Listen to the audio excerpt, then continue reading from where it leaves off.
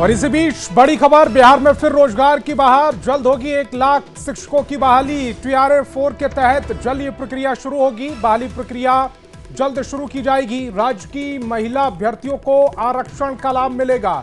JDU ने x पर post कर जानकारी दी है और पोस्ट की वो तस्वीर भी समाप्त की टेलीविजन स्क्रीन पर। बिहार वासियों के लिए बड़ी खुशखबरी है, जहां जल्द 1 लाख शिक्षकों की बहाली शुरू होगी। TRA-4 के तहत जल्द ये बहाली प्रक्रिया शुरू की जाएगी। राज्य की महिला अभ्यर्थियों को आरक्षण का लाभ मिलेगा। जेडीयू ने एक्स पर पोस्ट कर इसकी जानकारी दी है। बड़ी खबर इस समय आपकी टेलीविजन स्क्रीन पर, और रजनीश हमारे संवाददाता ज्यादा जानकारी के साथ फोन लाइन पर जुड़ रहे हैं। रजनीश, रोजगार को लेकर सरकार ने जो अपनी घोषणाएं की थी उसको अमली जामा पहनाना अभी से शुरू कर दिया है। 1 लाख भर्ती प्रक्रिया।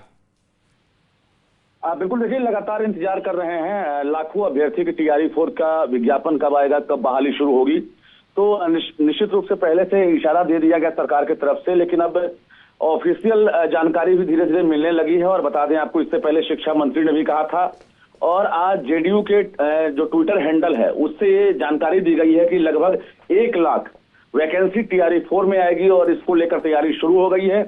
जो महिला आरक्षण की बात कही गई थी, जो बिहार में लागू हुआ है फिलहाल, ये TRA-4 में आपको देखने को मिलेगा। यानी 35% जो आरक्षण का लाभ मिलेगा ये महिलाओं को सीधे मिलेगा TRA-4 में।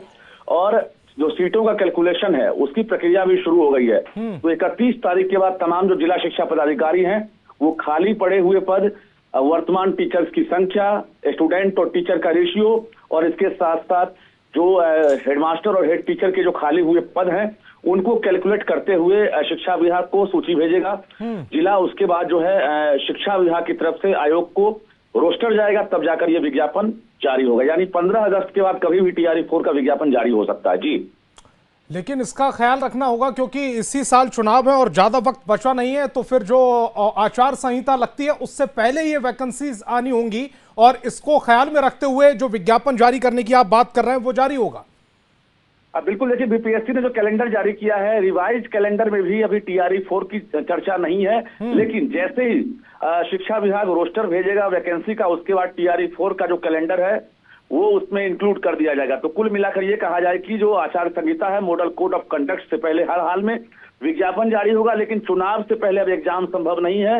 विज्ञापन जारी होगा और जो अभ्यर्थी है उन्हें तैयारी करने का मौका मिलेगा। चुनाव के बाद ये परीक्षा संभव दिख रहा है। जी रजनीश, चूंकि रोजगार बहुत बड़ा मुद्दा भी रहा है, विपक्ष लगातार इसको लेकर सरकार को घेर रहा था, और सरकार ने अब अपनी मंशा जाहिर कर दी है कि रोजगार के का जो मसला है, यानी कि युवाओं के भविष्य का जो मसला है, उसमें सरकार अब युवाओं के साथ है।